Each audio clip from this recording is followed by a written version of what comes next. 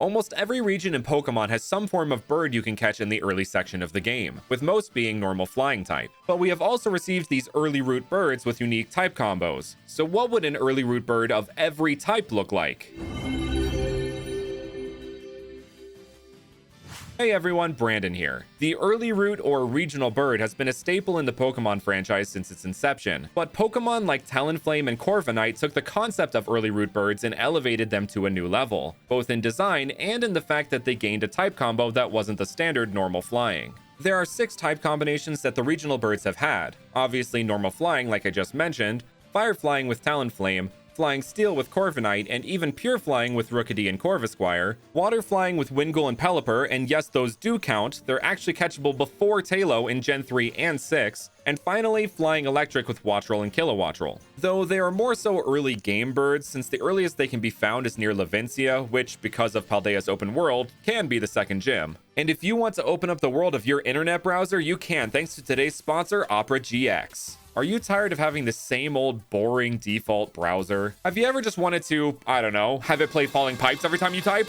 Well then, OperaGX has you covered. Thanks to GX mods, you can get yourself a nostalgia trip with the GX Boy mod. The sounds and background music really put you back into that old school Nintendo feeling. Or maybe you just want to relax. Then you could go for OperaGX's anime or lo-fi chill mods to turn your browsing experience into a total vibe. There are so many other mods to choose from in the GX store. You can even turn your browser into the ultimate Pokemon experience with your own custom setup. And I can tell what you're thinking. Brandon, won't this totally overload my PC? No, it most certainly will not. Thanks to the built-in RAM and CPU limiters, you can have an insane amount of tabs open and it will not affect your PC's performance. But wait, there's more. OperaGX keeps all your favorite platforms inside the browser. Open Discord or Spotify without having to open up an entirely separate app. You can even transfer all your browser settings with ease thanks to OperaGX's import tool. So what are you waiting for? Click my link in the description and download OperaGX for free today. Thanks so much to OperaGX for sponsoring today's video. Now let's get back into it. I know there are probably some of you out there that want a traditional, no caveats, electric type early root bird. So I present the early root birds of my India-based Fakemon region, Devar,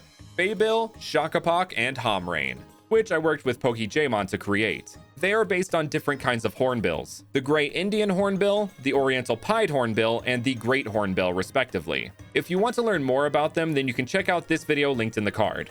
Next up, we have a couple from my friend Michael Ryan. First up, we have the Psychic type. So here is Chibi from Michael's Africa-inspired Liwika region. Chibi at this point is only pure flying, but will gain the typing upon evolution, as most early root birds do. Chibi is inspired by the African sacred ibis, which is not called sacred for nothing. Why will become apparent as we take a look at Chibi's evolutions in Quibus and Thothesis. Their typing and Thothesis' name are inspired by the ibis-headed Egyptian god of wisdom, knowledge, and magic, Thoth. He is also a god of science, art, and writing, which Thothesis is also heralded for, and is where the thesis part of its name comes from. Next, for the Ice type, we have Arcturn from Michael's Iceland-inspired Theron region. It is inspired by the Arctic tern found all over the Arctic regions of the Northern Hemisphere. Arcturn can withstand frigid Arctic winds. They will travel in flocks across Theron in search of a place to nest, until they're ready to evolve into Hakryo. This Pokemon is inspired by some of the hawk species found around Iceland, and the wind generated from its wings can frost the ground below. Finally, Hakryo evolves into Gyrfalcold. Gyrfalcold's name and design are inspired by the national animal of Iceland, the gyrfalcon. Gyrfalcold is also pretty obviously inspired by the Greek mythological beast, the griffin, which makes sense given griffins are said to come from the north, and Gyrfalcon is the largest falcon in the world. The mere flap of Gyrfalcold's mighty wings can cause fierce blizzards, and it is said to be strong enough to lift icebergs. If you would like to learn more about these Pokemon and the Theron region, make sure to check out Michael's YouTube channel linked in the description. Moving on to the grass type, we have T-Peep and Tribeak from the US West Coast-based Westco region, which are based on turkeys and Native American clothing. T-Peep are very friendly and easy to take care of, though since they are young, they can be a bit clumsy. Tribeak tend to be very lax in the wild. Inexperienced trainers who catch them as Tribeak find difficulty motivating them to act. It is advised to train and evolve your T-Peep rather than catch wild Tribeak. But a well-trained Tribeak will evolve into Poultry. These Pokemon govern the flora of Westco. If an area is abundant with plant life, that means a strong poultry resides there, and is a sign that the land is very fertile. The name of this bird is just so punny and I love it. From one West Coast-based region to another, for the fairy type, we have Pitafel from the Mojave region by Tubbs AZ. This Pokemon is based on the Gamble's quail found in the southwestern US. Pitafel is always trying to stay out of sight. Its plumage is very sensitive and can detect the slightest sign of danger. Pitafel evolved into Pomplume. The once woeful, sorry Pitafel has gained quite the ego. In fact, that's Pomplume's classification, the ego Pokemon. They take great pride in their vibrant, meticulously clean feathers, leading them to have a high and mighty personality. This is only further accentuated when they evolve into Regaliant. Upon evolution, Regaliant adds in the additional inspiration of the Californian quail, as well as regalia, aka the fancy clothes that royal people wear. Regaliant's feathers are so pristine that they glimmer brightly in the sunlight. How's that for a dazzling gleam? It has a very uptight personality, especially when it comes to its plumage, always stopping to fix it no matter what the situation. Continuing to Tubbs' new grease-based region, Agoros, representing the dark type, we have Swabling. It is based on the common kingfisher and a swab, which is the lowest rank of pirate on a ship. You can see the swab elements in its bandana-like plumage and stripe across its chest. Swabling is very adept in the sea, able to collect mouthfuls of fish with ease. It has a very keen eye and can spot shining objects over the horizon. Swabling evolves into Swashbuckler, which is inspired by the bird species, the crake. I have been avoiding mentioning when the bird adds or switches a type for the sake of redundancy, but in this case, the entire color palette and design darkens to show the addition of the dark type from this evolution. This darkening spreads to its disposition as well, now having an obsession with shiny objects, relentlessly searching for them. It only hunts for food out of absolute necessity, but will usually send Swablings to get food for it instead. Swashbuckler evolves into Barbaroost. With this final stage, it becomes a full-fledged bird captain. Barbaroost is inspired by the Black Heron and the very infamous pirate of the Mediterranean, Barbarossa, also known as Redbeard. Barbaroost takes charge of multiple Swabling and Swashbuckler to raid unsuspecting boats that enter their territory. Their dark wings cast a looming shadow on its prey before it moves in for the attack.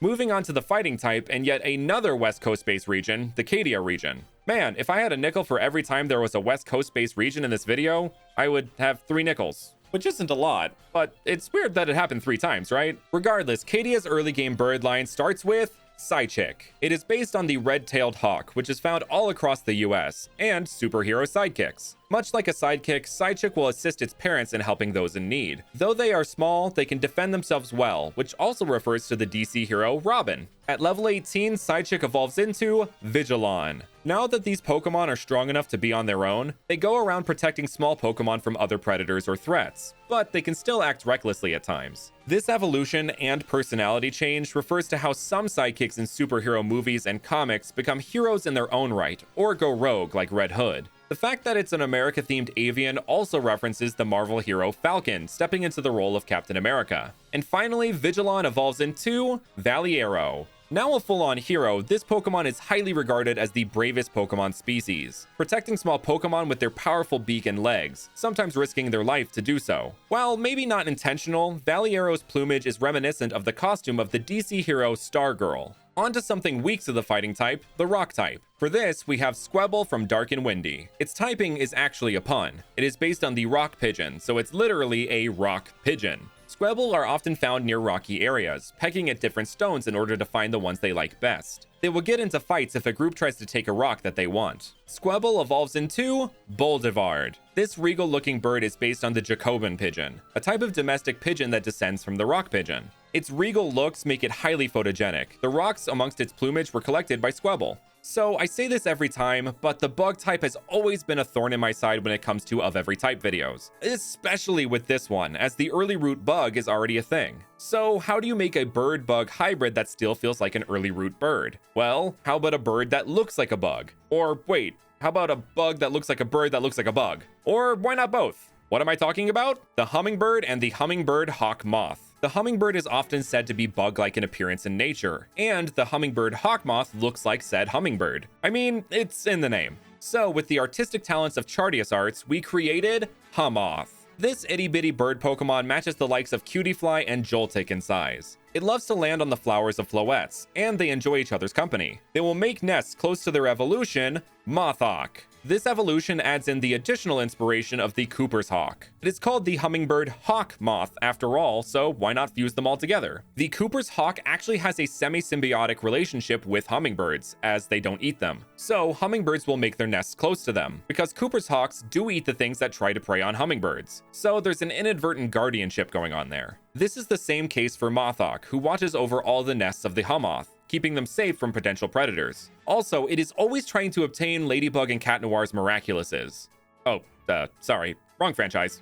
Now for the poison type. We haven't had a poison flying type since Crobat in Gen 2, which I find to be criminal. So I took great pleasure working with Antarctis Astray to create Pitoxin. This purple and green clad baby bird is based on one of the few poisonous birds in the world, the hooded pitohui, which is endemic to New Guinea. Pitohui have a kind of neurotoxin on their skin and feathers that causes numbness and burning when touched. This neurotoxin is called homobatrachotoxin and is actually found in Colombian poison dart frogs. They don't produce this toxin themselves, but it is actually a result of their diet. Back to Pitoxin. Much the same as the pitohui, its feathers are very poisonous, being caused by a reaction from the berries they eat. Pitoxin's toxicity is dependent on the kind of berries that they have consumed. At level 22, Pitoxin evolves into Poison.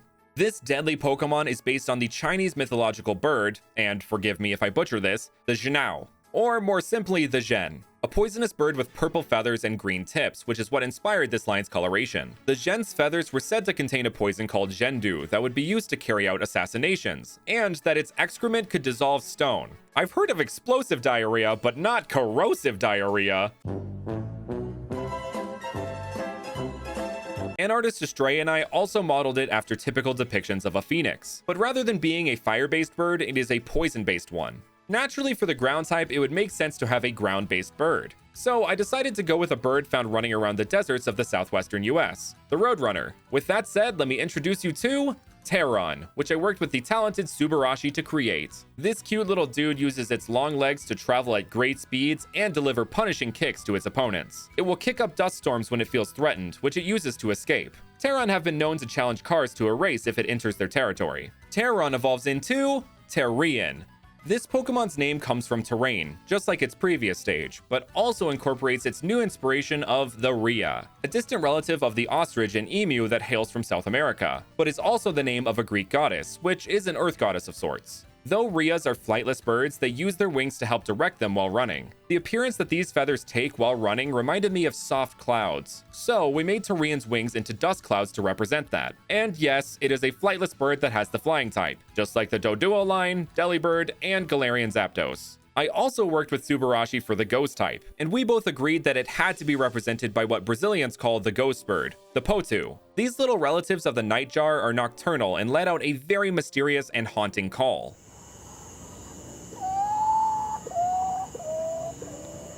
So with that all in mind, we made Butu. Its general shape and plumage are meant to reference sheet ghosts. Subarashi thought to add this little triangle-like feather between its eyes to reference the headband or crown that some Japanese ghosts are depicted wearing, called a tenkon. Butu blends into the trees of the jungles they haunt. It will pop out at Pokemon passing by to scare them, which leads to it letting out a haunting chortle. And that laugh only gets more creepy when Butu evolves into Kakui. This evolution has gone full-on nightmare mode. The Great Potu has the most creepy looking jet black eyes that are like something out of an SCP entry. Kakui's name comes from cackle, as in a sinister laugh, and Kakui, the Argentinian and Bolivian name for the Potu, which means to remain, which is just so ominous. Kakui's disturbing laughter can be heard throughout the jungles it resides in. If a Pokemon or human enters its territory, it will use every tactic it can to terrify them, absorbing and feeding off their fear. Finally, we have the dragon type. When thinking of a dragon bird for this video, my mind went to none other than the famous cockatrice. This chicken-dragon combo is found in the Bible, but also in many cultures around the world under different names, like the Japanese Basan and the Basilisco Chilote from Chile. So I worked with the amazing Soy Charlitos to make Chicatrice. This little guy's sad expression refers to how cockatrices would turn things to stone with its gaze.